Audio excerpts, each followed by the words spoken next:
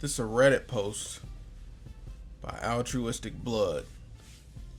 It ran fine for a while, but by December the engine seized completely.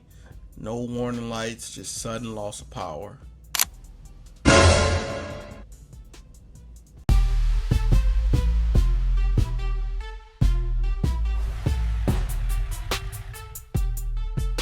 What up? I'm J-Rod, and this Kawasaki recall is insane. Kawasaki, Yamaha, and Suzuki make up 50% of US sales. There's a lot of pissed off people out there right now that can't ride this Kawasaki that they probably just bought because it's 24 and 25. Kawasaki issued a do not ride recall in all caps. That's for all the bikes made between April 3rd, 2023 to April 25th, 2025. Just over 2 years. That's a long time. That's almost 18,000 motorcycles. A lot. Would you even still trust them after that? I wouldn't. I mean, I ride a Kawasaki, but I mean, how can you really bring back that trust? You know, what if it's a hidden issue in any of the other models, like my model? I ride a ZX-6R.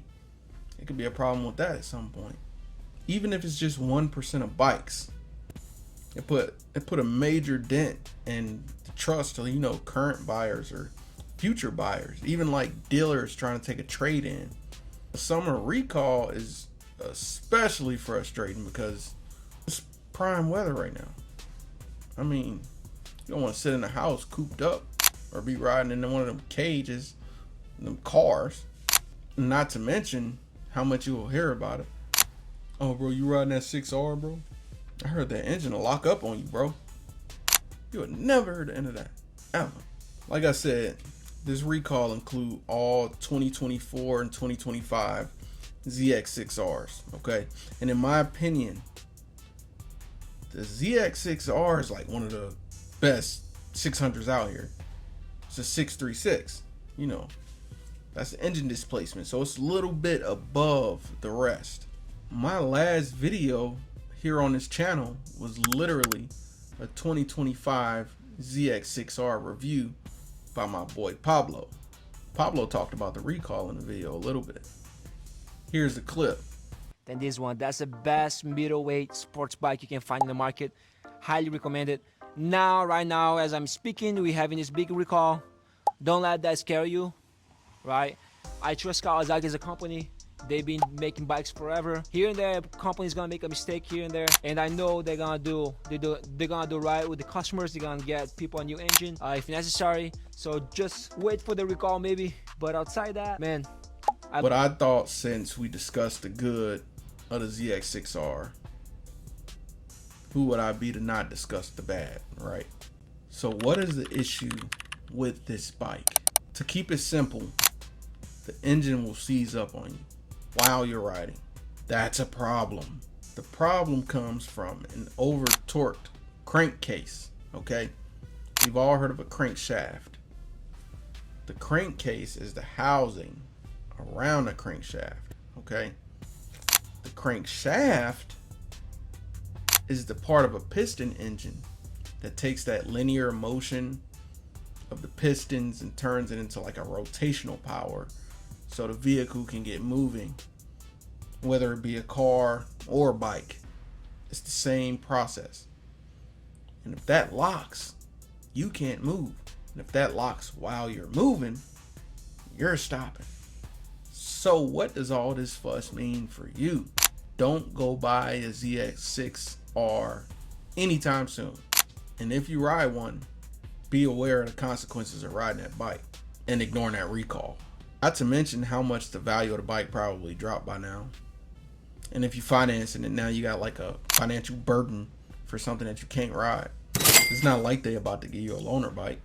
Even if you get it fixed, you still got to deal with a wait list at the dealers. You got to deal with a delay for the bike parts. It's just all a mess, man. You see where the problem lies here.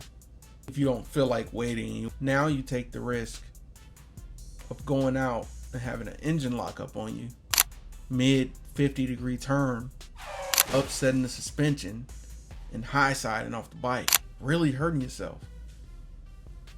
Like I said, is it worth it though? No, it's not worth it. Let me put this into perspective for you. Let me explain to you how this would go if an engine locked up on you, okay? Nice sunny day outside, prime weather. All of a sudden, you feel the rear wheel lock up on you. Now what? Especially if you're in gear, it'll lock hard. It's like hitting an invisible wall like mid-ride. The bike might jerk forward or skid. And on high-speed rides, which we all do, that'll cause the bike to slide or just total loss of control, or you might be sliding. And not to mention that fear, confusion, panic, and disbelief all at once. It'll hit you like a ton of bricks. And it's virtually no time to react. It all happens so quick, so fast. So you gotta get it fixed if you got a ZX-6R. In simple terms, when your engine lock up, everything go from smooth to chaos like quick. It's dangerous, unpredictable, and a serious threat to the rider's safety. This is exactly why this Kawasaki recall is such a big deal. Bet you wondering, like I was, what did Kawasaki say? Well, they obviously stopped all the sales of the 24 and 25 Kawasaki ZX-6Rs immediately. They also put out a driving ban advising, current owners do not ride, all caps. They also told the dealers to contact all the owners, tell them don't ride, and they mailed out letters. So they're really trying to get in touch with, the owners of these bikes. They told the dealers to inspect the crankshaft bearing clearance and to repair any damaged parts. They sent the dealers repair instructions and the parts and told them to fix the riders or the owner's bike for free. You can get yours done too. You just got to go check your VIN number on Kawasaki's lookup and schedule a repair soon.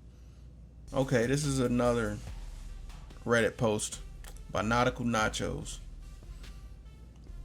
They said, man, I love these bikes. I wanted to get one so badly, but now with all this coming out, it really sucks to hear. I feel you. Intelligent T85 said, my twin sister just in December 2024 riding the same bike. No camera footage, investigation pending. She didn't even have a chance to not ride it. Not saying this was the cause, but just knowing it would have affected her anyway is a hard pill to swallow. I'm also gonna show the recall letter on the screen right here. You can pause it if you want to see it. All in all though, even legendary brands can slip up sometimes. Kawasaki has a strong reputation, especially with this Ninja line. But this recall showed us that there's no brand that's immune to these critical errors. It also showed us that precision engineering is so important on every level. These simple assembly errors like over torquing something can be deadly. I mean, it can be dangerous. These mistakes can be just as dangerous as some design flaws. And the bad part about it, the riders are the early warning system to the brands. Unfortunately, the rider community often spot the problem before the brand do, which make rider feedback essential. Know your bike history, okay?